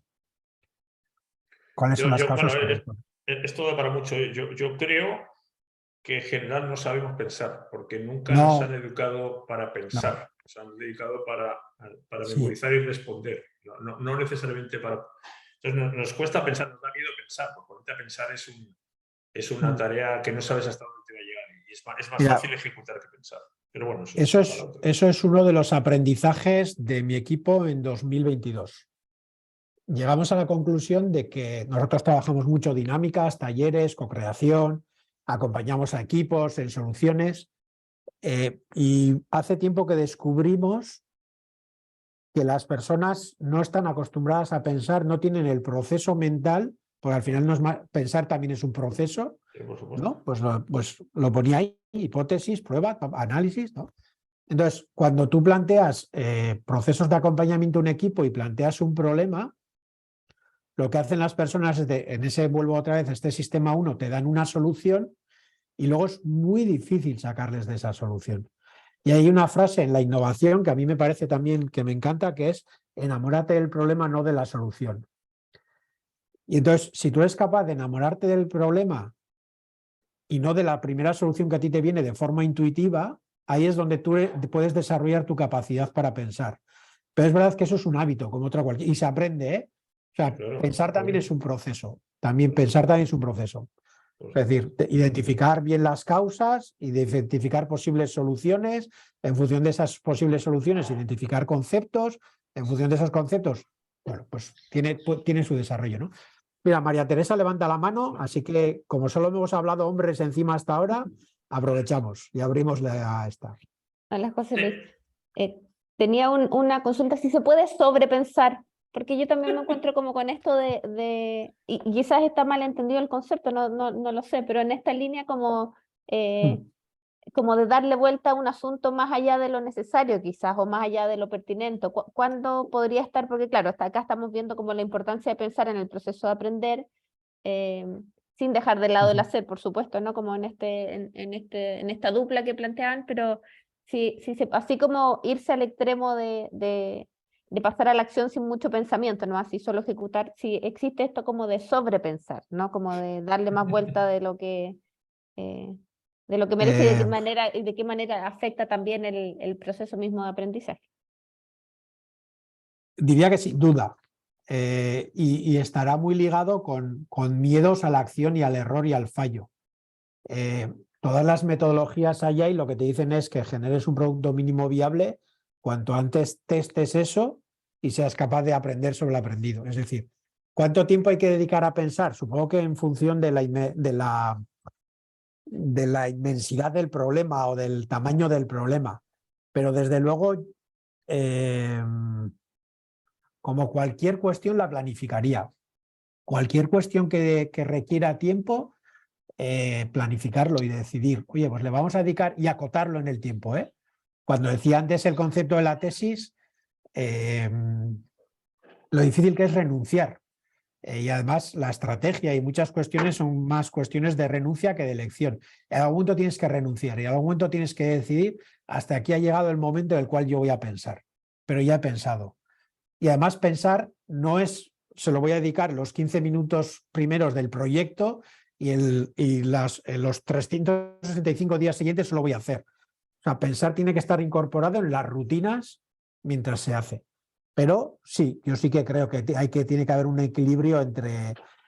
Una pregunta que yo suelo hacer muy a menudo cuando abordamos proyectos de esto en las organizaciones es preguntar a las personas qué creen que que es el trabajo, ellos, ellas. Entonces, normalmente lo primero que sale es hacer. ¿Vale? Entonces digo, bueno, pero algo más que hacer. No, yo solo hago. Si solo haces, va a venir una máquina y te va a cambiar. Pues las máquinas hacen mucho mejor que tú.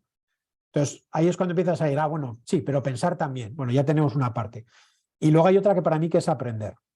Y para mí, lo ideal, pero esto es, yo soy un friki, como yo digo, sería que dedicásemos un tercio del tiempo en nuestras organizaciones a pensar, otro tercio a hacer y otro tercio a aprender. Oye, aunque sea como declaración de intenciones y luego ya que la realidad venga y te ponga en tu sitio, ¿no? Pero como declaración de intenciones. Sí, yo solo para complementar lo que dice José Luis, yo creo que es importante entender que aprender siempre es un medio, o pensar es un medio para un fin. Y tienes que tener claro el fin.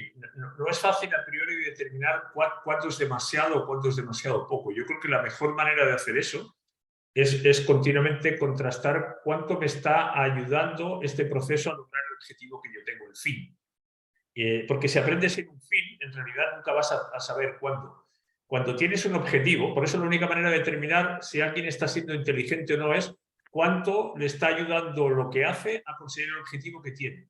Porque si te acerca a ese objetivo, entonces estás siendo inteligente o estás aprendiendo. Yo creo que la mejor manera de discriminar eso es estar continuamente contrastando cuánto de lo que he pensado hasta ahora me acerca a la razón por la que estaba pensando. Porque si no, efectivamente, no hay una manera de decir cuándo es mucho, cuándo es poco, y puedes caer, como decía José Luis, por miedo a enfrentarte a la realidad, a estar continuamente perdiendo sobrepensando. Ricard ha levantado la mano, así que don Ricard... Sí, si me permitís, también por alusión al hecho de tener la experiencia, ¿no?, en el ámbito de las entidades de salud. Yo os diría que sí, en las entidades de salud tenemos espacios ¿no?, se están acostumbradas a tener la posibilidad de tener espacios de reflexión y espacios ¿no?, donde se realizan sesiones y se gestiona conocimiento, pero se entran en las mismas rutinas, es decir, las barreras, es decir, que el hecho tampoco está en poder tener momentos y espacios de reflexión, sino que esos momentos, esos espacios, no caigamos en estas barreras que nos estaba comentando Joseba, es decir, en estas inercias de la cultura del error, ¿no?, de las rutinas defensivas, ¿no?, que no facilitan el hecho de desaprender para volver, ¿no?, a ver las cosas de forma diferente. Sí, lo que pasa cuando juntas a personas expertas es que en vez de observarlo como una oportunidad de enriquecimiento, se observa como una confrontación de soluciones, ¿no? Es decir, el que te aporta la solución desde el aprendizaje, y el que te aporta la solución desde el marketing, y el que te aporta la solución desde la innovación, y en lugar de aprovechar esos expertise para entender que las soluciones normalmente, o sea, que los problemas tienen diferentes soluciones, lo que se busca es cuál de las 3 soluciones es la mejor, ¿no? Sí, eso, bueno. Bueno, y aquí por avanzar un poco a las barreras personales, ¿no? Antes hemos hablado a nivel organizacional y luego está cada uno de nosotras qué barreras nos ponemos. La primera que se me ocurría era esta, ¿no? Que es más difícil desaprender que aprender por primera vez. Por lo que decía de Javier, de la potencia y de la fortaleza de nuestros hábitos. Por eso, generar el hábito de pensar reflexionar sobre lo que sabemos es interesante, y el autocuestionamiento, ¿no? De lo que sabemos y cuánto de ello es de cierto las creencias que nosotros tenemos, ¿no? Luego, lo decíamos también antes, a nuestro cerebro le gusta predecir sobre lo que sabe y le gusta completar la información que no tiene. Esto es algo que nuestro cerebro hace muy bien. Cuando no tiene una información, te la da. Y por eso funcionan también esas frases donde de repente te quitan las vocales y tú eres capaz de leer la frase, ¿no? Porque nuestro cerebro está predeterminado de una forma para eso, ¿no? Para completar con la información que no tiene, con todo lo bueno y lo malo que tiene. Con todo lo bueno porque nos permite tomar decisiones cuando no tenemos toda la información y porque nos permite imaginar cosas que no son realidad. Con lo cual, el doble peligro que puede tener, ¿no? Otra, nuestra intuición nos engaña. Nuestra intuición es una manera que nuestro cerebro tiene para dar una respuesta rápida, pero no todas las decisiones tienen que ser tomadas bajo la intuición y de una forma rápida. No todo es urgente en las organizaciones. No todo es urgente, ni en nuestras vidas. Y luego el sesgo de confirmación.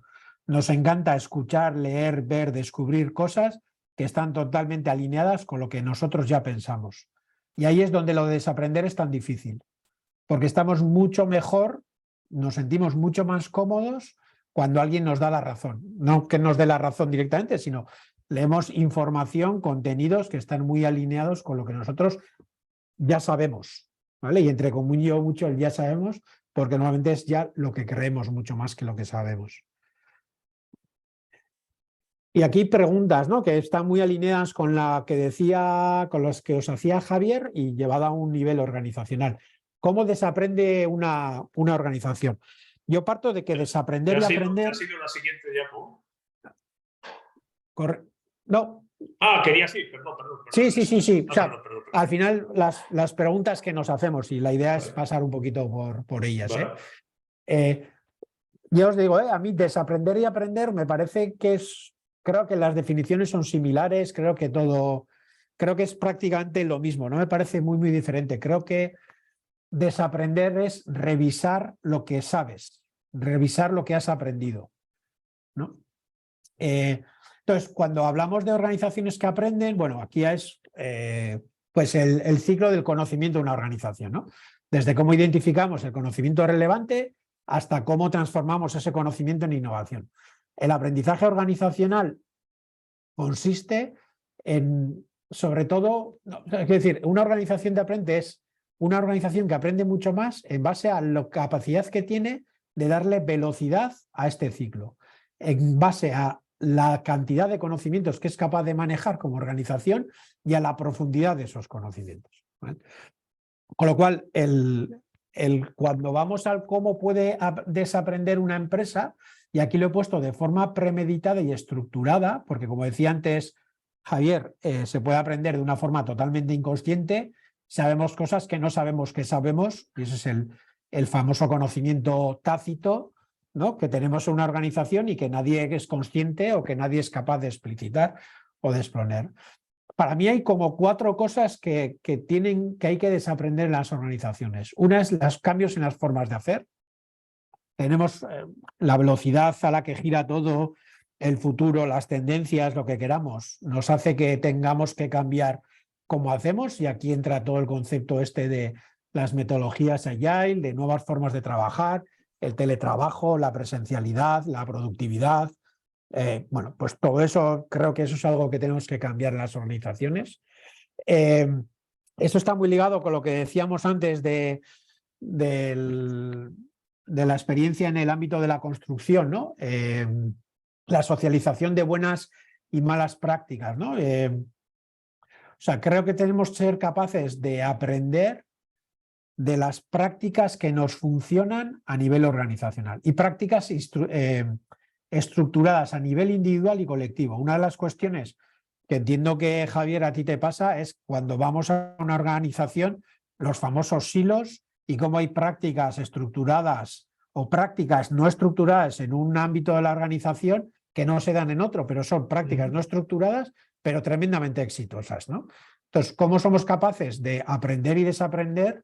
Es a través de la socialización. Cuando pongo ahí estándares y lo pongo interrogante es porque me genera muchas dudas, quizás por lo caótico que yo puedo ser, o más que caótico, soy más anarquista. Creo que la excesiva creación de estándares lo que hace es enquilosa mucho las organizaciones. Vamos mucho a generar el procedimiento y nos quedamos tranquilos cuando ya lo tenemos escrito. Y a mí me parece mucho más interesante la socialización de los procedimientos que la estandarización de los mismos. Pero esto seguramente con un ingeniero como tú, Javier, seguro que lo discutimos indudablemente, ¿vale? Por eso lo pongo ahí. Y luego lo que poníais, ¿no? Aprender de cada proyecto, pero a mí me interesa mucho el durante un proyecto. Una de las cosas que sí hemos detectado es que las empresas hacen pues lo que decíamos, ¿no? Una vez que acaba el proyecto, ¿qué he aprendido? Y dices, joder, pero esto ¿por qué no lo haces durante el proyecto? ¿Del qué estoy aprendiendo? Claro, en proyectos de maduración muy larga de 3 años, ¿qué sentido tiene hacer que he aprendido 3 años más tarde cuando en la organización se están llevando en paralelo otros 7 proyectos como ese? Con lo cual yo creo que ahí hay una parte del aprendizaje durante los proyectos que es interesante.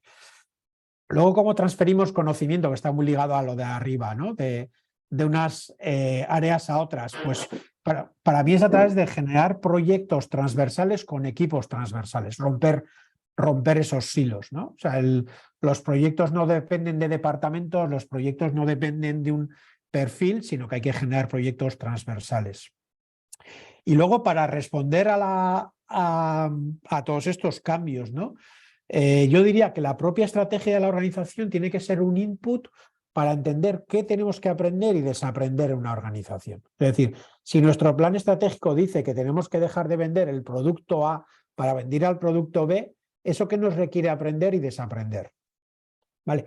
Y bueno, gestión de cambio como todo. Y aquí meto como 3, a mí me parece, competencias clave. Una es la curiosidad, otra es la capacidad del pensamiento crítico y otra es las posibilidades de experimentación. Una pregunta, José Luis. ¿Puedes ir Sí. una antes a la anterior? Sí, claro. Mi pregunta aquí es, ¿dónde colocas tú la generación de conocimiento? ¿O dónde se crea? Porque si partes de identificar significa que el conocimiento ya está, pero en este ciclo continuo en el que hay cosas que dejamos de hacer y cosas que tenemos que hacer que no sabíamos antes, ¿dónde colocas tú la generación de conocimiento nuevo? Veo que está ahí la innovación por el lado izquierdo. Eso es decir, al final tú la identificación, ahí lo que pones, tú tienes que identificar el conocimiento clave para la organización, el interno y el externo. El externo viene de las tendencias, de la vigilancia tecnológica, de la inteligencia competitiva, ¿no? De todo ese concepto. A partir de ahí, de todo lo que está pasando en el mundo, tú tienes que decidir qué es lo que a ti realmente como organización más te impacta o más necesitas identificar, etcétera. O sea, lo que más te va a impactar y lo que responde a tu estrategia o cómo tu estrategia responde, ¿no? Ahí hay como un ciclo cada a su vez hacia esas macro tendencias, megatendencias, como queramos llamarlo. Y ahí es donde entra esa parte del aprendizaje organizacional, que está muy ligado a organizar el conocimiento, a compartirlo, a socializarlo, a hacer que llegue a las personas que tiene que llegar. Y en el momento que tú transformas el conocimiento en nuevo valor, eso es la generación de nuevo conocimiento que está muy ligado a la innovación y el emprendimiento, ¿no? Al final esa transformación también es generación, es transformación y generación de nuevo conocimiento. Que a su vez vuelva a identificar, al final esto es un bucle, ¿no? Y aquí al final, volviendo a hacer un poco por la pregunta que hacía María Teresa, ¿no? ¿Cuándo pensar? Y aquí es una frase que yo creo que hoy en día las acciones y decisiones en las organizaciones tienen que ser basadas en el conocimiento, pero nunca vamos a tener toda la información, nunca, jamás, porque es tanto lo que hay que nunca vas a tener ni toda la información ni todo el conocimiento. En algún momento tienes que tomar la decisión de dar un paso más. Lo que no puede ser son ciclos de 20 años, ni de 5, ni de 7, en el cual yo tomo una decisión y esa decisión no es revisada. El gran Xavier Marcet dice que cada vez hay que trabajar menos la planificación y más la estrategia. Es decir, tener claro el camino y luego revisar continuamente lo que estás haciendo, ¿no? Bueno, había un general gringo, bueno, eso es típico en el mundo militar, que te dicen eso. Lo que no puedes hacer es no planificar. Tienes que planificar, pero tienes que estar dispuesto a cambiar tu planificación tantas veces como sea, porque ahora se pone de moda el no planificar y los militares dicen, mira, no, si no se trata de no planificar, se trata de planificar sabiendo que tienes que renunciar a tu planificación en el momento que la realidad te lo demuestre, y eso tiene que ser de manera continua. Eso es. Vale. Entonces, por un lado es el qué, ¿no? El cómo tiene que desaprender, y luego están los qué tiene que aprender y desaprender. Y estos son diferentes inputs, y no me voy a parar mucho, desde cuáles son las tareas críticas, qué estamos haciendo, cuáles son nuestros objetivos, qué soy, qué quiero ser. Aquí hay una de las cuestiones que a mí me parecen relevantes, preguntarle a las personas qué tienen que aprender y qué tienen que desaprender. Y esta me parece uno de los mayores inputs que podemos identificar en una organización. Y luego están los cómo, y aquí tampoco me quiero detener demasiado, ¿no? Cómo aprender y cómo desaprender. Yo creo que metodologías en las organizaciones vamos sobrados, aquí hay un montón de ellas. Para mí una de las grandes posibilidades, o sea, una de las grandes cuestiones a explotar en las organizaciones es el aprendizaje social, el socializar mucho el conocimiento y el aprender a partir de los proyectos que hacemos, que para mí son las dos grandes áreas de mejora que detectamos en las organizaciones, ¿no? Aprovechar los proyectos como herramienta de aprendizaje. Y eso requiere desaprender qué son los proyectos, cómo se ejecuta un proyecto, cuál es la eficiencia de un proyecto, etcétera, etcétera, ¿no? Ahora, esto, José Luis, implica desaprender la creencia de que el conocimiento es un acto individual y aprender que es un acto colectivo. Y eso, fíjate, si es complicado, que el mundo educativo te evalúa en función de tu conocimiento individual y el mundo corporativo te contrata en función de tu conocimiento individual en general y te despide en función de tu conocimiento individual o te promociona en función de tu conocimiento individual, te retribuye en función sobre todo de tu conocimiento individual, a pesar de que sepamos y de que la tendencia sea generar conocimiento colectivo, porque nadie tiene todo el conocimiento al final es una suma de conocimientos individuales. Y justo esta semana compartía un artículo en LinkedIn de Josh Bersin, hablando un poco de las nuevas plataformas de aprendizaje, la muerte del Netflix del aprendizaje y estas cuestiones.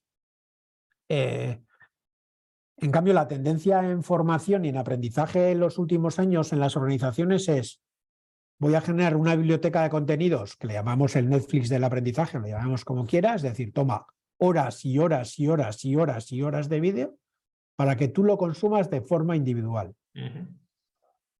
A mí eso me parece totalmente contrario, en el sentido de lo que tú decías, a lo que es la lógica organizacional. Porque ahora mismo en las organizaciones se trabaja en equipos. ¿Qué sentido tiene? Ahí ahora voy a utilizar la palabra formación. Formarme como individualmente si luego en mi trabajo me desarrollo en equipo. Claro, la formación, el desarrollo, el aprendizaje, y esto en el deporte se hace muy bien, en los deportes de equipo, tú tienes una parte que entrenas de forma individual, pero hay una parte que entrenas de forma colectiva, que entrenas con el equipo. Y para mí ese es uno de los grandes cambios que se tiene que dar en la formación y el aprendizaje en las organizaciones. Pasar de mandar personas a formación, y hablo de formación, a mandar equipos, a mandar departamentos, vuelvo al equipo porque creo que hay que romper ese concepto del departamento y del silo, ¿no? Pero sí, o sea, yo estoy de acuerdo contigo en ese sentido, estoy de acuerdo contigo. Y otra de las preguntas que me lanzabas, ¿no? ¿Qué hemos desaprendido o aprendido en la pandemia? Y aquí traigo 4 y luego os lanzo una pregunta. La primera para mí fue la diferencia entre digitalizar e informatizar. Yo cuando hablamos de digitalización, muchas veces lo que hacemos es meter informática y ya está, y pensamos que estamos digitalizando. Yo siempre digo, un jueves nos confinaron y un viernes yo tenía que dar una clase. Nosotros no paramos de trabajar ni un solo día. Lo que hice fue informatizar la clase. Es decir, lo mismo que iba a hacer en presencial, lo hice a través de una cámara. Os podéis imaginar que aquello fue un desastre total. 4 horas de clase, José Luis Alonso Andreano hablándole a una cámara. ¿Vale? Eso es informatizar. Digitalizar es completamente diferente. Digitalizar es repensar procesos, repensar relaciones, repensar todo. Y yo creo que la pandemia nos ha ayudado a informatizar seguramente los puestos de trabajo, pero creo que todavía no estamos digitalizando. Creo que nos falta ahí un punto. Otra para mí fue la eficiencia versus la innovación. Y esto para mí era 2 tipos de persona cuando salimos de los confinamientos, ¿no? Los que te decían que habían estado encantados de trabajar en casa porque habían sido mucho más eficientes, porque nada les molestaba. Y yo soy de la segunda, de los que decía, yo lo único que he hecho así, yo echo de menos trabajar con mi equipo, porque lo que me estoy dando cuenta es que no estoy desarrollando nada nuevo. Y eso está muy ligado con el aprendizaje. Es decir, sí, soy muy eficiente, pero no somos capaces de trabajar mejor. No estamos consiguiendo generar nuevos conceptos, no estamos generando nuevos proyectos, ¿no? Lo que es un cisne negro, lo explicaba antes con el esto, es decir, como un evento inesperado nos sitúa a todos y nos cambia a todos, etcétera, etcétera. Ese concepto de agilidad versus improvisación, que yo creo que va muy ligado a este concepto que tú decías antes, Javier, de la planificación, ¿no? Claro que hay que tener una planificación. O sea, no confundamos improvisar con ser ágiles. Es decir, ser ágiles es ser capaces de responder muy rápido a los cambios del entorno. La improvisación es no tengo un plan y ya veremos qué es lo que pasa y yo sobre eso voy apagando incendios, ¿no? Y para mí la pregunta era, o tengo la sensación de que todo sigue igual. O sea, tengo la sensación de que nos hemos comido una pandemia y un confinamiento, pero que en el fondo no hemos cambiado nada. Y esto es una cosa que quería compartir, que me parece una pregunta potente para compartir, ¿no? Si creéis que habéis aprendido algo o no. ¿Alguien quiere ¿Quién se atreve, intervenir? no? De hecho, estamos casi en el último minuto Sí. de la sesión. Yo tengo mi respuesta, pero yo ya he opinado bastante, así que ¿alguien quiere levantar la mano y dar su opinión de si es que qué es lo que ha aprendido? A mí no me cabe ninguna duda que hemos aprendido. La cuestión es el qué. ¿Qué hemos aprendido? ¿O qué hemos desaprendido?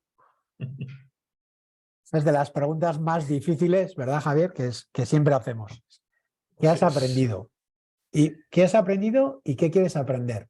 Para mí son 2 preguntas que son súper poderosas cuando hacemos en las sesiones, que no nos hacemos y que son tremendamente difíciles de responder. Claro, tiene que ver con lo que hablamos antes de si no lo haces consciente, es más difícil actuar sobre ello. Mira, yo tengo claro que una de las cosas que he aprendido es que nuestro desafío es mucho más colectivo que individual. Y es mucho más emocional que técnico. ¿En qué sentido? Yo le he escuchado un par de veces ya a Harari comentar que para resolver el desafío climático así en general, muchas de las respuestas ya existen. O sea, el conocimiento técnico está. Si no es el 100%, un porcentaje muy grande. Y el presupuesto que hace falta, hay un cálculo que te dice el 2% del Producto Interior Bruto del mundo, si se dedica a eso, somos capaces de frenar. El problema es otro, el problema es de voluntad, el problema es de ponerse de acuerdo, el problema es de renunciar a determinadas cosas en pro de. Entonces, yo creo que nuestro desafío no es de individuos, es de colectivos. Y no es de conocimiento técnico, es de ponernos de acuerdo en objetivos compartidos. Eso, para mí, la pandemia nos ha dejado muy claro que somos muy potentes, pero que todavía tenemos mucho camino por recorrer respecto de ponernos de acuerdo, de colaborar. Ese sería mi aprendizaje, que no creo que le importe a nadie, pero para responder a la pregunta de José Luis. ¿Alguien más que quiera? Estamos en los cuentos, hombre. ¿Alguien que quiera compartir su aprendizaje antes de que cerremos, que estamos ya en la hora? Yo me quedé pensando porque varias de las cosas tenían, de alguna manera tenían que ver con estas preguntas que había puesto José Luis en la última lámina, esto de digitalizar, informatizar, eficiencia versus innovación. Creo que varias cosas que a lo mejor se me vinieron, como dije, bueno, creo que en general hemos aprendido y caían en alguna de esas, ¿no? Así que me quedé ahí un rato pensando en que quizás no era tal el aprendizaje, ¿sí? Cuando me las ponían esas, sí, creo que está buena esa lámina, eso me pasó. Pero sí creo que, y quizás estamos aprendiendo todavía esto como de la convivencia en más de un formato quizás. Como tú dices, como claro, no era pasar las 4 horas de clase a cámara, sino repensar en cómo era esta otra modalidad. Creo que la modalidad híbrida aún no está resuelta, creo, en la forma en la que estamos operando, y creo que de eso estamos aprendiendo. Creo que se han ido sacando como quizás mejores prácticas, cosas que sí, cosas que no, porque siento que en un principio se pasó de trasladar todo a la casa y hacerlo tal cual, pero desde la casa, y eso no... en ningún caso estaba haciendo teletrabajo, ¿no? Como que era una otra cosa, era como trasladar la oficina a la casa sin mucho pensar quizás, ¿no? Y creo que hoy día una forma más híbrida, al menos desde este lado tomando fuerza, y creo que estamos aprendiendo aún de eso, ¿no? No creo que esté el cómo convivimos desde plataformas y formas de estar diferentes, creo que aún no está totalmente resuelto, pero creo que por ahí va el aprendizaje en el que estamos. Sí, pero fíjate, yo con esto del teletrabajo lo que veo veo como unas corrientes de pensamiento que es o la organizaciones que dicen bajo ningún concepto, todos de nuevo a la oficina. Otras que dicen, pues no quiero que estés en la oficina porque me ahorro un montón de costes. Para mí el verdadero aprendizaje sería generar un modelo donde las personas puedan decidir cuándo van y cuándo se quedan. Porque si no, no es aprender, si no es trasladar, es informatizar, es lo mismo que antes, pero cada uno desde su casa. O lo mismo, no. O sea, ¿cómo podemos generar un modelo donde se genere, encontremos un equilibrio entre conciliación y productividad, ¿no? Pero siempre parece que es como o la una o la otra, sin posibilidad de realmente hacer algo híbrido. Híbrido para mí significaría pues que tú, pues igual que cuando con el banco puedes interactuar bien por el móvil o ir a una oficina en función de tú como cliente cuando decidas hacerlo, ¿no? Ya sabemos que hay bancos que dicen no, de tal a tal hora tal cosa, pero bueno, pero se están generando, un supermercado no te obliga a comprar unas cosas online y otras. Eso todavía creo que en las relaciones laborales no lo hemos conseguido, por ejemplo. Creo que todavía a día de hoy es o una cosa o la otra. Pero no es cuando tú quieres, como tú quieres, bueno, como reflexión. Y yo, nada, como decía Javier, como tenemos que acabar, yo quería acabar con esta frase del Cholo, y esto es real, lo dijo tras una victoria de Champions. Sabéis que si sois un poco futboleros, no lo está haciendo especialmente bien, o no lo ha hecho hasta ahora, por lo menos especialmente bien el Atlético de Madrid, y esta frase la dijo en rueda de prensa: no hay tiempo para no aprender. Y cuando en las organizaciones siempre tenemos el problema de que no tenemos tiempo, en la sesión anterior me decían, joder, si para mí es difícil vender, que necesito tiempo para aprender, ¿cómo le voy a vender a la dirección que necesito tiempo para desaprender? Tú te has vuelto loco. Pues sí, correcta. Yo seguramente llevo loco mucho tiempo, pero esta frase me parecía interesante, Creo que no hay tiempo para no aprender. No hay tiempo para no desaprender. Genial. Oye, mil gracias, José Luis. Como nos vamos a ver dentro de un par de semanas allí, podemos explorar si hacemos una tercera o no, porque a mí me siguen quedando cosas por ahí pendientes, pero veámoslo delante de un plato de comida y un vaso de algún líquido, sin especificar. Que no sea agua, ¿quieres decir? O... Y lo decidimos, claro. ¿Te parece? Perfecto, perfecto. Pues mil gracias a todos y a todas los que habéis participado.